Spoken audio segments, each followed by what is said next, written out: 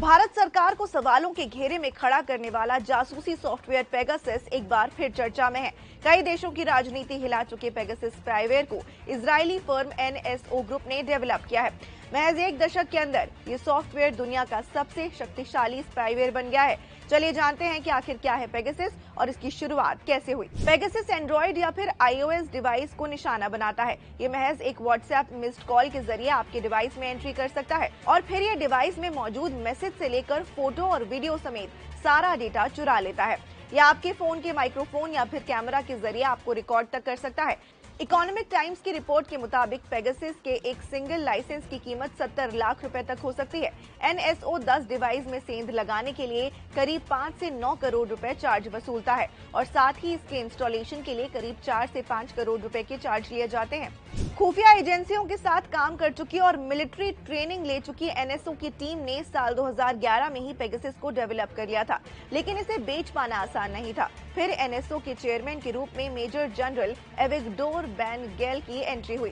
सैन्य अधिकारी होने के चलते जनरल एविगडोर के जरिए एनएसओ और इजरायली सरकार की साझेदारी हो गई। इसके बाद एनएसओ ने तय किया कि वे निजी कंपनियों के बजाय सिर्फ अलग अलग देशों की सरकारों को ही अपना सॉफ्टवेयर बेचेंगे।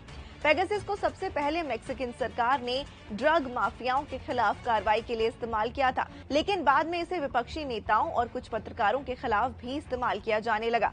हालांकि कंपनी का दावा है कि पेगासस को लोगों की निगरानी के लिए इस्तेमाल नहीं किया जाता है, लेकिन दुनिया भर की सरकारों ने इसका उपयोग टारगेटेड लोगों की जासूसी में जमकर किया है। आधिकारिक तौर पर पेगासस के जरिए पहली बार जासूसी का मामला साल 2016 में यूएई के मानवाधिकार कार्यकर्ता अहमद मंसूर के फोन की जासूसी के समय सामने आया था। भारत में साल 2019 में पेगासस का मुद्दा गरमाया था। न्यूयॉर्क टाइम्स की रिपोर्ट के मुताबिक साल 2017 में पीएम नरेंद्र मोदी के इजरायल दौरे के दौरान भारत और इजरायल के बीच करीब 15,000 करोड़ रुपए की डिफेंस डील हुई। इस डील में पेगासस जासूसी सॉफ्टवेयर भी शामिल था।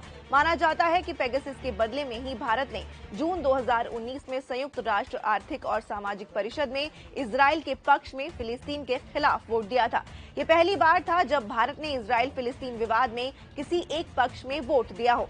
हालांकि भारत और इजरायल दोनों की ही सरकारें जासूसी की बात से इनकार करती रही हैं, लेकिन रिपोर्ट्स के मुताबिक भारत में इसके जरिए कई पत्रकारों, एक जज से लेकर बड़े नेताओं और बिजनेसमैन तक के फोन की जासूसी की गई है।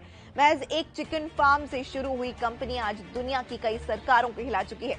ऐसी और भी खबरों से जुड़े रहने के लिए देखते रहिए दैनिक भास्कर ऐप।